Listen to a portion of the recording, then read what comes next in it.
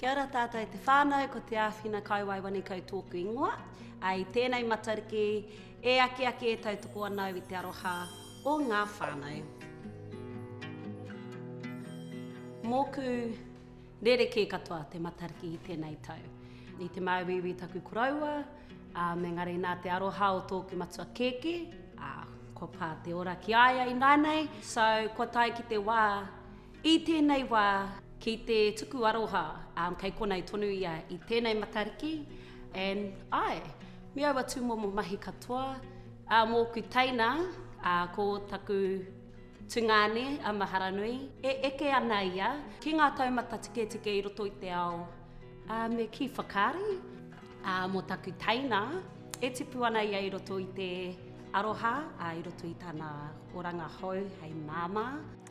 Nā reira, i tēnei tau, hei whakanui ia matariki, hei whakanui hoki i tō koraua me tō teina.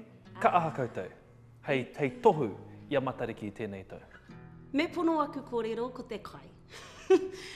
Ko tā mātou tino whakaatu aroha me ki, ko te mahi kai, ko te noho a whānau, ko mātou e taraiwa, tawhiti e taraiwa tatana kia noho a whānau hoki. Nō reira, i tēnei tau kāre i te tai atu ki te marae, ki te mahi hautapu me aua tūmomo āhuatanga.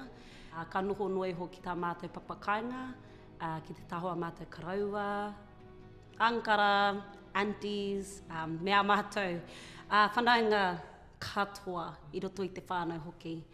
So koina tā mātou hia i tēnei tau, ko te aro noiho mō roto i tā mātou whānau i te haukainga. Mana watia matariki.